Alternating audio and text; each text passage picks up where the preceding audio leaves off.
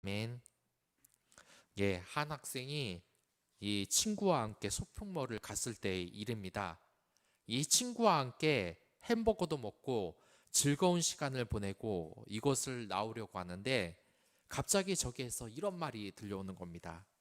아들, 이 깜짝 놀란 이 학생이 뒤를 돌아보자마자 이 아까 전에 봤던 그 청소하는 아주머니가 자신을 보고 서 있다는 겁니다. 아까 전에도 분명히 보긴 봤는데 그다지 신경 쓰지 않았습니다. 사실 이 화장실 청소부 아줌마를 자세히 보는 사람이 누가 있겠습니까? 하지만 자세히 보니까 그 청소하는 아주머니는 바로 자신의 어머니였던 것입니다. 그러자 이 학생은 너무나 그 순간 창피한 느낌이 들었다고 했습니다. 당장 그 자리를 벗어나고 싶다고 이야기를 했습니다. 이제 중학생이 된 이 아이는 사춘기에 접어들었습니다. 이 청소복을 입고 있는 어머니를 보니까 너무 창피해서 그들 그렇게 아는 척을 하고 싶지 않았다고 합니다. 그래서 이 이야기를 쓴 저자는 그때를 떠올리면서 이렇게 말했습니다. 아, 내가 그때 정말 나쁜 아들이었구나 하는 새살을 깨달았다는 겁니다. 쇼핑몰에서 일한다는 이야기를 이 어머니가 늘 하셨긴 했지만 설마 이곳에일 줄은 몰랐던 겁니다. 어머니가 몇 번이나 이야기를 했을 텐데 이걸 몰랐다. 그만큼 평소에 어머니에게 관심이 없었던 겁니다. 아무튼 이 아들을 향해 이 어머니가 걸어오는데 이 아들의 감정은 어떻겠습니까? 그 아들은 그때 속으로 생각을 했습니다. 다시는 이곳에 오지 않으리라. 이 아들의 이 반응은 대체 어떻게 된 것일까요? 분명히 배운 만덕하고 안 좋은 것일 수 있습니다. 그러나 우리는 질문을 해봐야 됩니다. 왜 아들이 이 청소부인 어머니를 이렇게 창피하게 생각을 했겠습니까? 제가 며칠 전에 그 TV를 봤는데 이러한 것이 나왔습니다. 고현숙 박사라는 이 사람이 핀란드에 있는 SOL이라는 청소 회사를 소개하는 것이었습니다. 이 회사의 CEO는 항상 지시하고 명령식으로 직원을 다루는 이 아버지와 맞지 않았다고 고백을 합니다. 그래서 그녀는 이 청소 회사를 만들면서도 이 청소하는 방식 그리고 청소부들이 일하는 방식을 완전히 바꾸는 것을 자신의 이 회사의 목표로 천명을 합니다. 무엇이 바뀌었겠습니까? 이 청소부들이 일하는 시간부터 바꿨던 것입니다. 고객 빌딩의 직원들이 퇴근한 후에 이 빈 건물을 청소하는 것이 아니라 근무 중인 낮 시간에 청소를 한 것입니다. 프로답게 일하며 이 고객사 직원들에게 친절하게 대하도록 이 헌신하도록 늘 교육을 시켰던 겁니다. 그래서 이 청소부들이 어디 숨어서 시선을 피하는 것이 아니라 프로답게 일하며 정말 자부심으로 느끼도록 밝은 작업복을 입고 있었고 각 팀의 이 홍보와 또한 회사의 협상권까지 줌으로써 이들 청소부들이 세일즈맨 역할까지 감당하도록 했습니다. 이렇게 그 CEO가 청소부한테 자율권을 주어지니까 이 회사와 이 자신을 위하여서 이 청소부들이 정말 고객 관리를 잘하는 것입니다. 그 결과 이 청소부들은 정말 병원에 이 얼굴이 되고 맙니다. 그래서 안내 데스크, 보안 요원, 모니터링 일까지 이 회사에서 맡아서 함께 됐던 것입니다.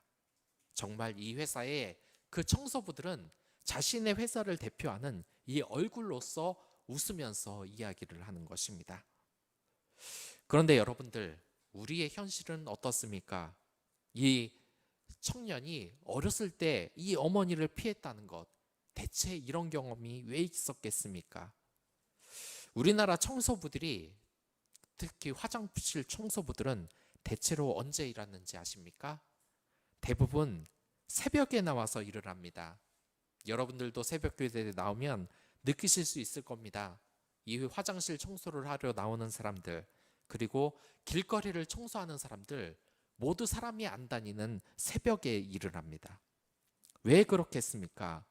물론 일을 그때 빨리 해야지 좋은 것도 맞지만, 왜냐하면 이 사람들이 화장실을 청소하고 새벽에 청소하는 이 청소부들을 별로 보기를 좋아하지 않기 때문입니다. 이렇게 사실 화장실을 새벽에 청소할 필요까지는 없습니다. 그냥 그 청소하는 그 시간대가 맞지 않는다면 그 화장실 청소에 청소 중이라고 간판을 붙여다 놓으면은 다른 층이나 반대쪽 화장실에 사람들이 가기 때문입니다. 근데 왜 새벽에 하게 했습니까? 이 손님들이 보기에 불편하다고 사람들이 보이지 않는 시간에 배정을 하기 때문에 그렇습니다. 청소부는 그 손님들의 눈에 띄면 안 된다는 겁니다. 그러니까 이 중학생 아들이 어머니를 창피하게 하게 생각한 거는 이 사회가 이미 그렇게 만들었기 때문인 것입니다. 몇 년 전 뉴스에서도 이런 방송이 나갔던 적이 있습니다. 국제적인 아주 큰 회의를 우리나라에서 하는데 청소부들에게 특별 지시가 내려졌다고 합니다. 귀빈들이 오는 길거리에 쓰레기가 전혀 없어야 한다. 청소부들이 모두 새벽에 나와서 치울 것을 강조했고, 두 번째로 이 귀빈들이 막상 도착을 했을 때 절대로 눈에 띄면 안 된다고 지시를 했던 겁니다. 왜냐? 이 청소부가 이 국격에 맞지 않기 때문입니다. 한국의 깔끔하고 단정한 모습만 보여줘야 되는데 이 청소부들은 눈에 띄어서도 안 된다는 그러한 것입니다. 이렇게 나라 사람들도 청소부들을 귀찮게 생각을 하는데, 이런 사회에서 그 학생이 어머니를 창피하게 생각하는 것은 어쩌고 보면 우리 사회의 전체적인 책임이 아닌가 합니다. 본문에서도 이와 같은 이야기입니다. 우리의 기준이 얼마나 이 외모와 사람들의 지위에 맞춰져 있냐는 것입니다. 이 본문에서 하나님께서는 새로운 이스라엘 왕을 찾아 기름을 부으라고 했습니다. 그리고 하나님께서는 이미 사울 왕을 버렸다고 합니다. 왜냐하면 이 사울 왕은 정말 훤칠한 외모와 키가 컸지만 하나님의 말씀에 전혀 순종을 하지 않았기 때문에 왕임을 이제 포기해 버리고 만 것입니다. 그리고 사무엘은 하나님의 계시에 따라 이 사울 왕이 눈치채지 못하도록 베들레헴으로 갑니다. 새로운 왕을 찾아서 기름 부음을 하기 위해서입니다. 그런데 그 베들레헴의 분위기는 전혀 좋지가 못합니다. 이 새로운 왕을 이제 사울 왕을 배신하고 기름 부음을 보여야 하는데 이 장로들이 이것을 보고 너무나 놀라는 것입니다. 왜냐하면 사울 왕이 보기에 이것은 반역죄이기 때문입니다. 그러나 이런 분위기에서 많은 사람들이 정말 죽으려면 어쩌고 그래 하면서 이 사무엘에게 충고를 했겠지만 이 사무엘은 끝까지 왕을 찾는 여정을 떠납니다. 하나님이 명령을 하셨기 때문입니다. 그래서 이제 이새의 집에 가서 그의 아들들 중에서 기름을 부으고 왕으로 천명을 하라는 이 명을 받게 됩니다. 그러니까 이 사무엘을 보니까 이새의 첫째 아들 엘리압을 봅니다. 이 당시 첫째 아들을 보는 것은 당연한 것입니다. 첫째 아들은 왕이 될 첫 번째 우선순위에 있고, 또한 부모님이 돌아가시면 이 부모의 유산도 2배로 받게 되는 특권을 가지고 있습니다. 이 사무엘은 첫째 엘리압의 외모를 봅니다. 너무나 훤칠하고 키가 크고 잘생겼습니다. 흔히 말해서 정말 왕이 될 만한 이 외모를 지녔기 때문에 이 사무엘은 감탄을 하고 맙니다.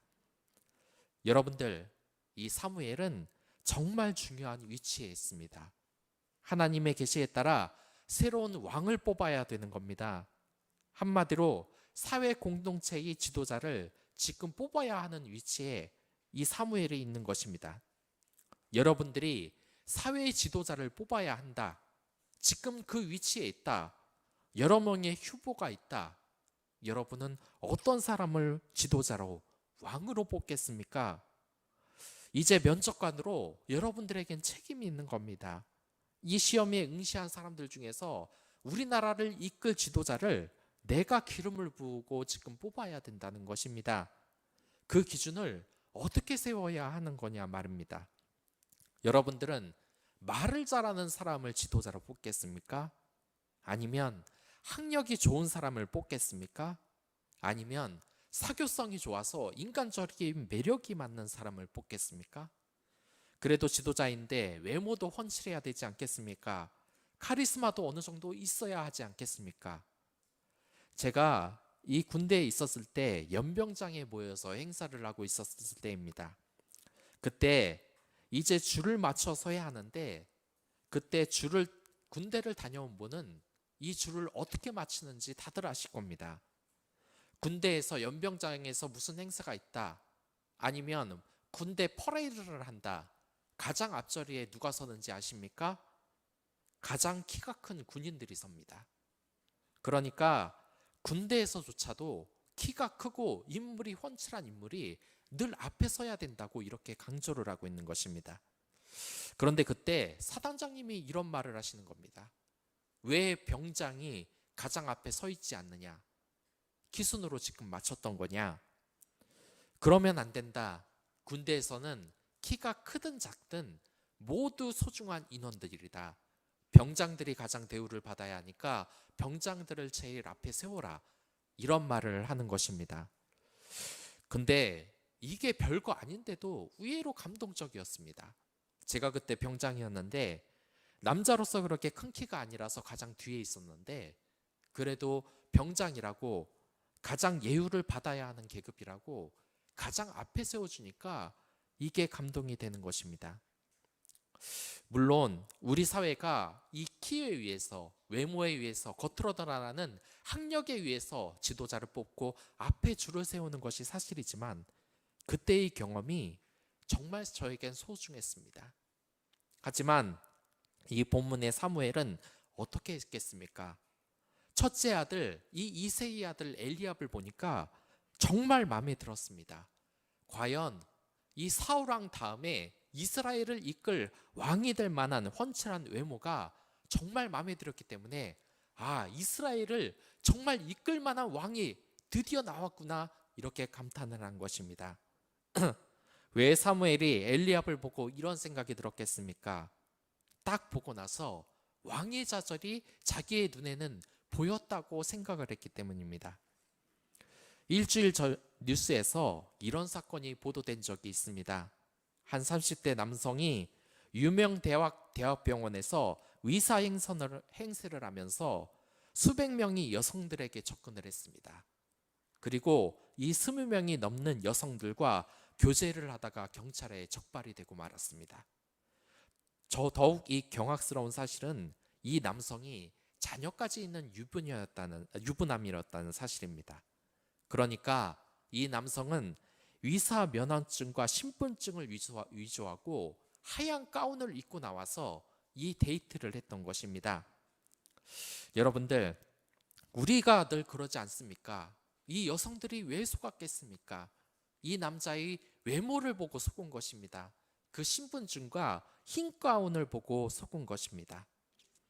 여러분들, 이 언젠가 오영규 이 신문 논문위원이 이런 말을 한 적이 있습니다.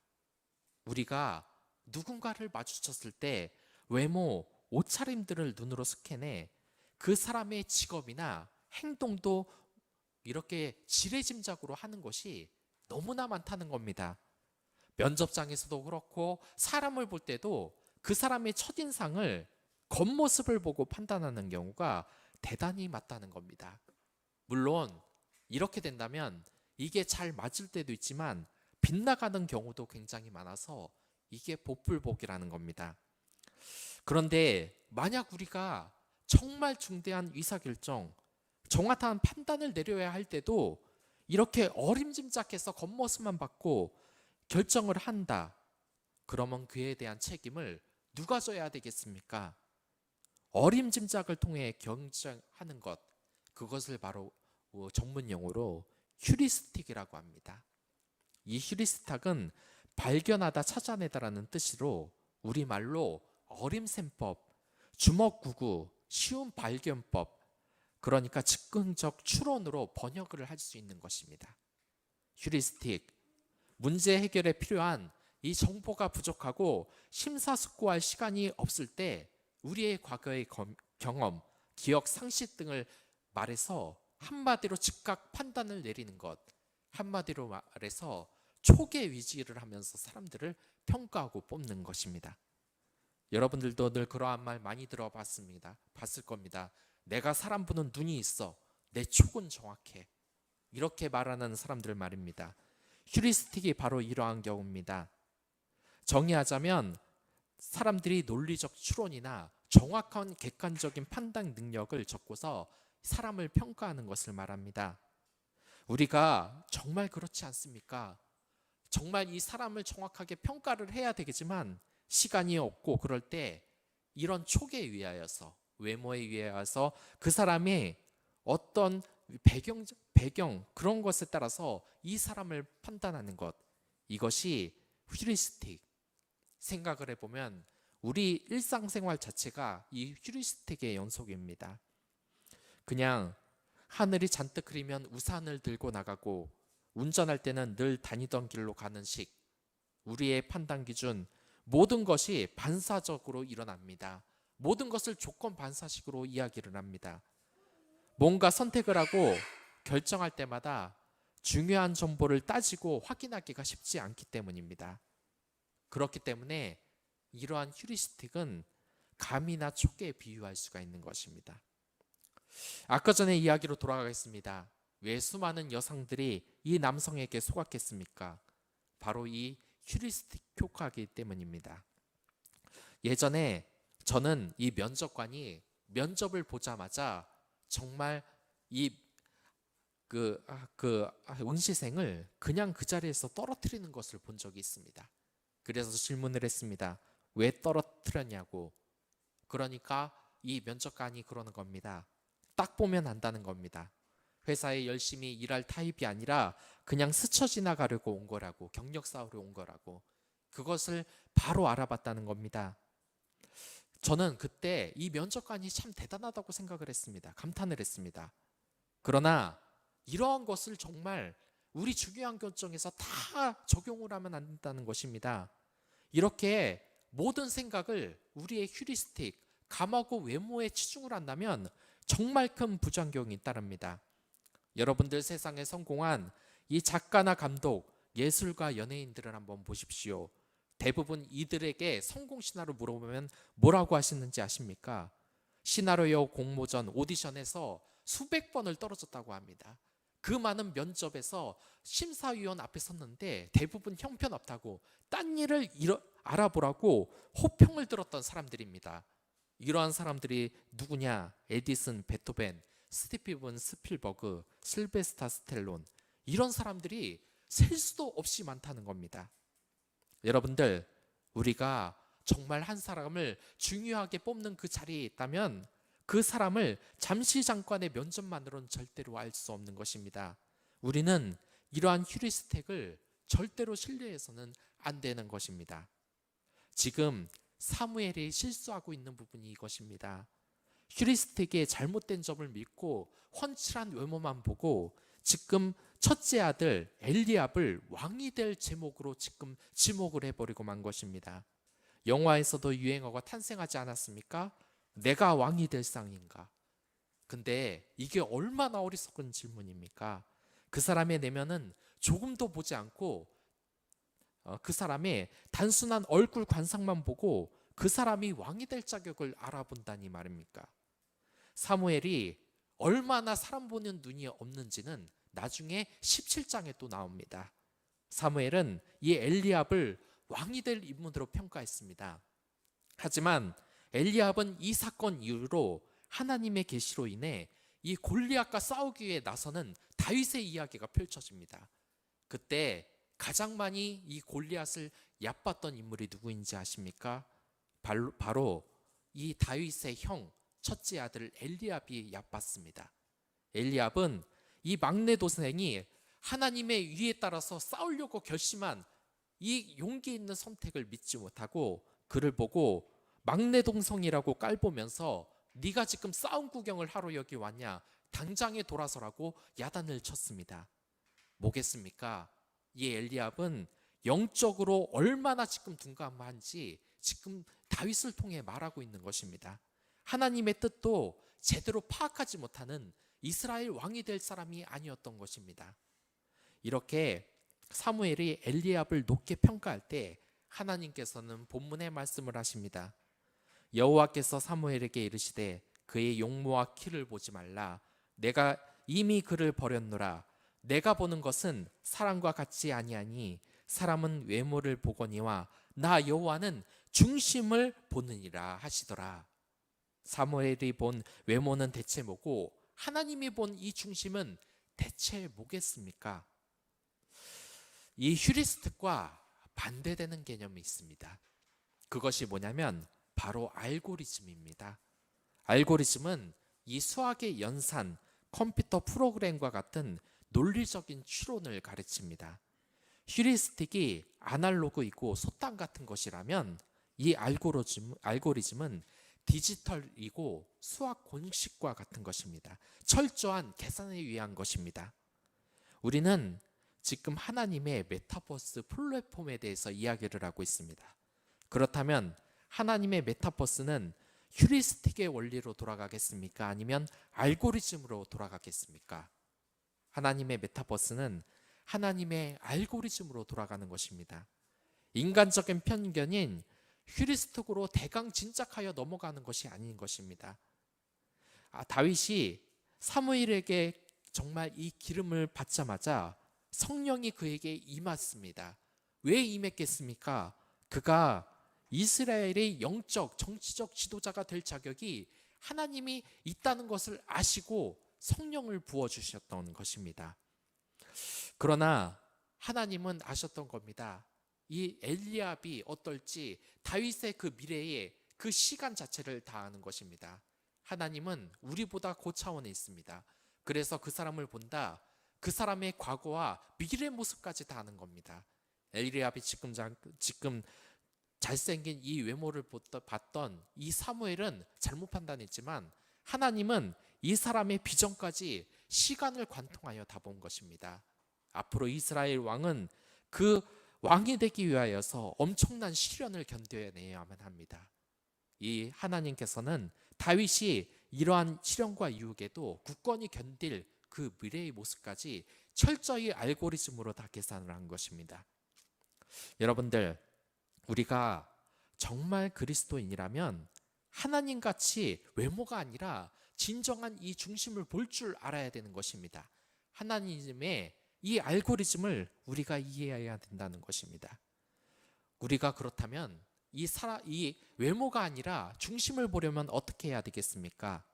그것은 그 사람의 아름다운 기준을 어떤 가치에 두냐에 따라 다른 것입니다. 저는 얼마 전 이 아이를 가르친 적이 있습니다. 그런데 이 아이는 항상 말을 합니다. 자신은 못생겼다고.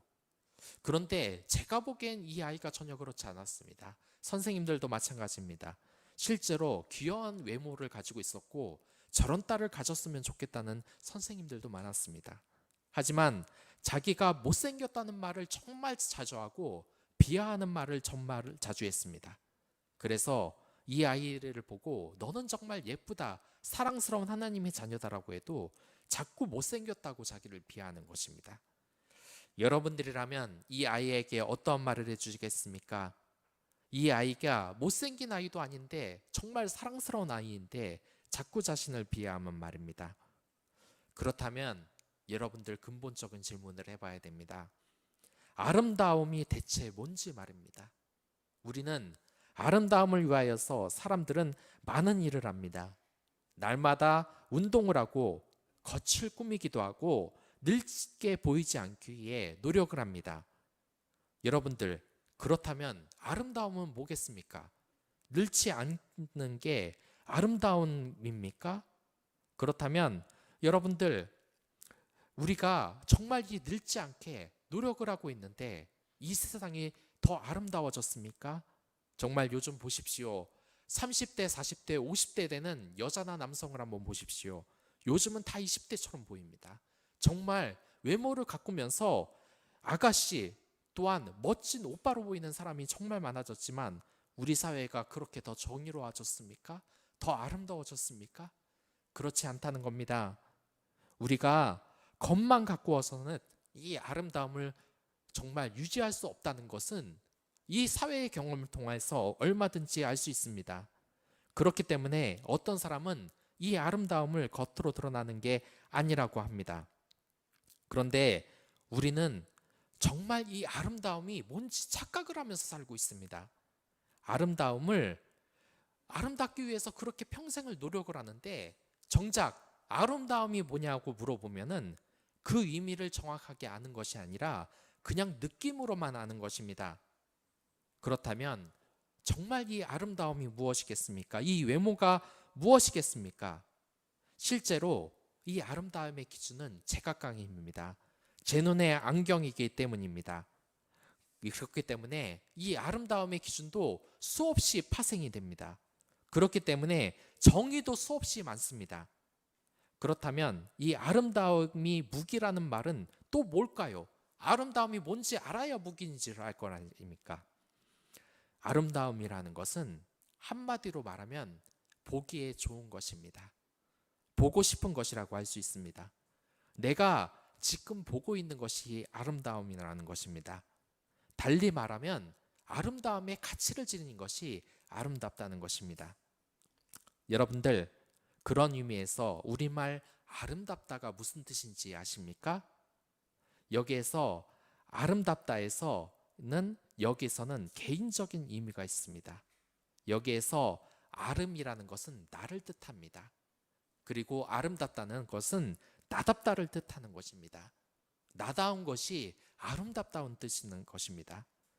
그러니까 누구를 흉내내는 것이 아니라 나의 가치를 나답게 정말 드러낼 때 아름답다는 소리입니다. 저는 며칠 전에 TV를 본 적이 있습니다. 그 TV가 어떤 프로그램이냐면 유명 가수의 목소리를 따라하는 것입니다. 정말 전 그거 보고 깜짝 놀랐습니다. 1번부터 5번까지 노래를 번갈아서 부르는데 목소리가 다 똑같은 겁니다. 진짜 가수를 구별해낼 수가 없는 겁니다. 나중에 보니까 진짜 가수 1명, 그리고 따라한 그 모창 가수 4명이 있었는데 정말 대단하다고 생각했습니다. 그러나 한번 잘 생각을 해보십시오. 거기 있는 모창 가수들 중에서 유명세를 타고 정말 스타로서 발돋움한 가수가 단 1명이라도 있습니까? 왜 그들이 유명 가수가 못 됐습니까? 그 유명한 가수와 목소리도 완전히 똑같은데 그 이유는 그 가수들이 나답지 못했기 때문입니다. 나다운 게 아름다운 것인데 그 아름다움을 발현하지 못했기 때문에 인기 가수가 될 수 없고 사람들에게 인정을 받지 못하는 것입니다. 여러분들, 나는 나답다는 것, 이 주의를 보면은 우리는 아름다운 사람들을 얼마나 많이 발견할 수 있습니까? 하지만 우리가 그 사람의 나답다는 것, 이것을 잊는 순간 우리는 그 진정한 아름다움을 잊는 것입니다. 누구는 그럽니다. 참, 여자 연예인을 보고 다 똑같이 생겼네. 선형 괴물이네. 어떻게 인조인간이네. 다 똑같이 생겼네. 근데 저는 그 말을 보면 좀 실례라고 생각을 하게 됩니다. 하지만 이 말을 또한 그냥 지나칠 수 없는 이유가 바로 그것입니다. 왜 인조인간이라고 욕을 하겠습니까? 성형을 많이 해서 얼굴이 망가졌다고 욕을 하겠습니까? 아름다움, 나다움을 잊었기 때문입니다. 자신의 개성을 잊어버렸기 때문인 것입니다. 우리에게 나다움이라는 것, 아름다움이라는 게 무엇이겠습니까? 하나님이 주신 그 비전을 알고 정말 선하게 살아가고 그 아름다움을 간직한 것이 우리의 아름다움이라고 할 수 있습니다. 가장 나다운 것이 누구였습니까? 바로 다윗인 것입니다. 자신의 아름다움을 알고 목동으로서 살아갔지만 그 목동의 일을 천한 것으로 여기지 않고 하나님의 그 사명으로 알고 자신이 이 목자인 것을 자랑스럽게 생각한 것입니다. 이 목자는 흔히 말해서 선지국에서는 아주 비하받는 천한 직업이었습니다. 애굽의 때도 그렇습니다. 하지만 이 다윗은 목자의 일을 부끄러워하지 않았습니다. 오히려 자랑했습니다. 그래서 그는 시편에서 이렇게 씁니다. 주는 나를 기르시는 목자요, 나는 그의 어린 양이다. 하나님의 일을 얼마나 귀하게 생각하고 자신이 목자라는 것에 대해서 자부심을 가지고 있었는지 알 수 있습니다.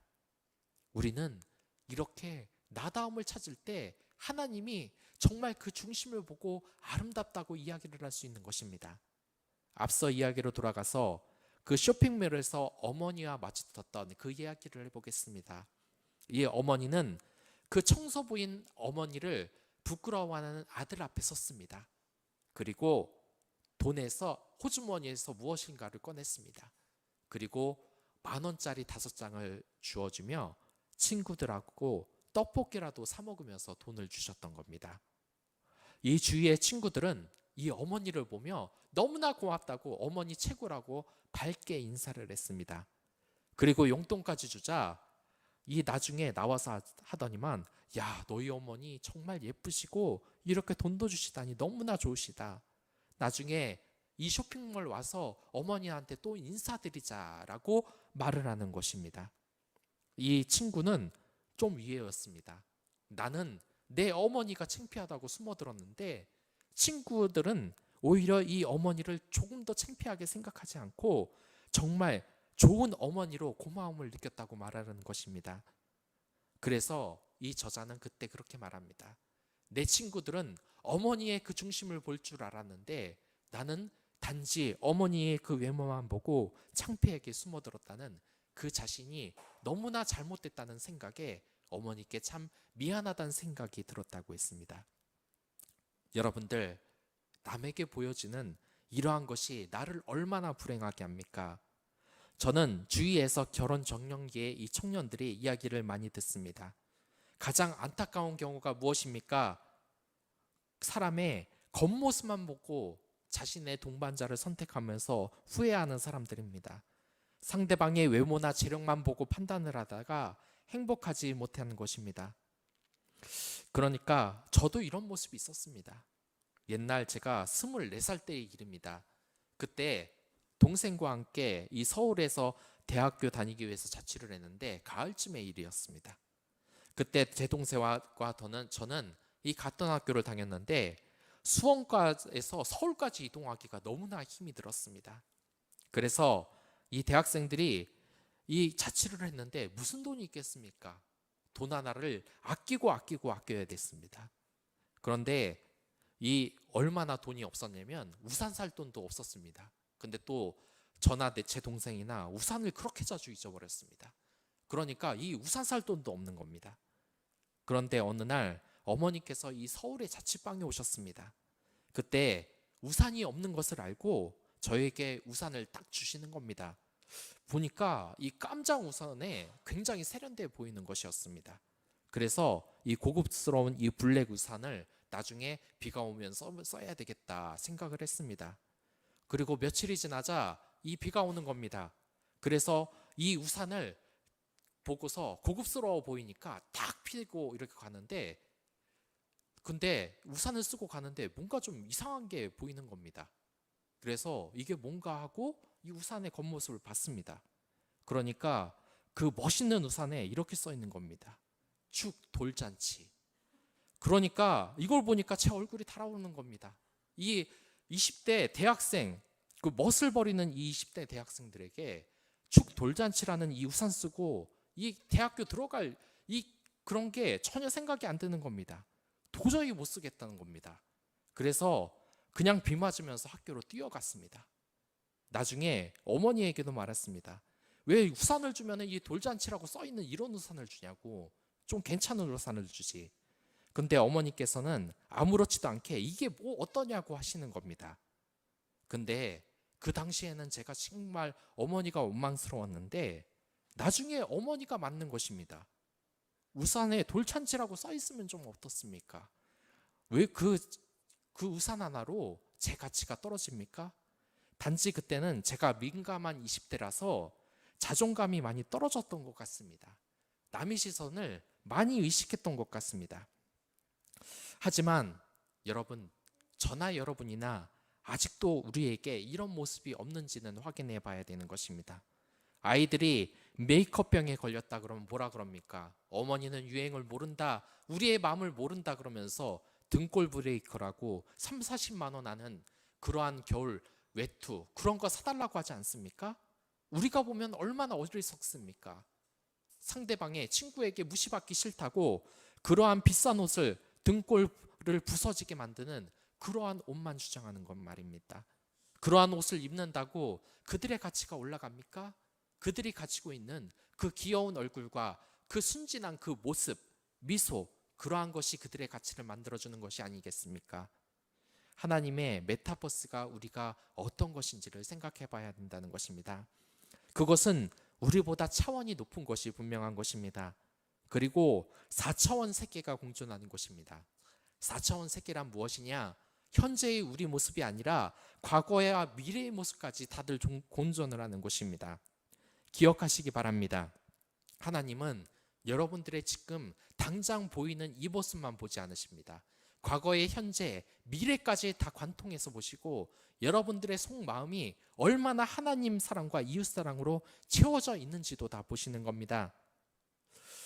몇 년 전에 이러한 기사가 났습니다. 가랑비가 내리던 어느 날 이 사람들이 비명소리를 지르고 맙니다. 보니까 70세 정도 보이는 이 혼자 사는 할머니가 목숨을 끊고 말았던 것입니다.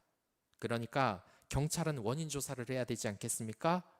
그래서 왜 그랬을까 조사를 해보니까 돈이 없어서? 그것은 아니었습니다. 이 아파트는 실내로 할머니의 소유였고 부자들만 사는 아파트였습니다. 그런데 이 경찰은 수첩에 있던 수첩을 발견하고 그 사망 원인을 자살로 결론을 내기로 했습니다. 그 수첩에는 이런 말이 써 있었습니다. 오늘도 나에게 아무도 오지 않았음. 여러분들, 우리가 이 노인들이 점점 많아지고 있는데 사람들이 얼마나 이 노인들에게 무관심합니까? 이 노인들에게 물어보면 무슨 말을 하는지 아십니까? 내가 늙었다고 취해지니까 아무도 자신을 찾지 않는다고 이야기를 하는 것입니다. 그러나 여러분들, 이 세상이 노인들에게 취해졌다고 늙었다고 관심이 없다고 하더라도 우리는 그러한 시선을 가지면 안 되는 겁니다. 왜냐? 하나님의 메타버스는 고차원의 세계입니다. 과거와 현재를 모두 보는 알고리즘에 있는 것입니다. 하나님께서는 그렇게 늙은 모습만 보시는 게 아니라 그 안에 따뜻한 마음, 그리고 과거에 그 할머니의 어렸을 때의 귀여웠던 모습, 또한 청년 때 그 열기 가득한 사랑스러운 모습 또한 다 기억을 하는 것입니다. 그 아름다운 시절도 전부 다 기억을 하시는 것입니다. 오늘 이 시간 이후에 여러분들은 한번 기도하면서 훈련을 해야 될 것입니다. 사람의 중심을 보는 그 연습을 한번 해봐야 되는 것입니다. 우리가 사람의 중심을 보는 훈련이 되어 있지 않으면 외모만 취하게 되는 겁니다. 이 사람의 중심을 보는 것이 무엇이겠습니까? 바로 성령에 의해서 말씀과 기도의 삶을 사는 것입니다. 그래야만 우리가 하나님의 알고리즘을 이해할 수 있는 것입니다. 이 세상은 그렇습니다.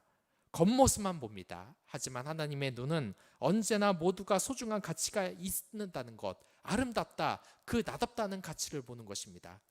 여러분들, 이 가족과 직장 공동체에서 사람의 아름다움을 얼마나 보셨습니까? 그가 나다움을 얼마나 보셨습니까?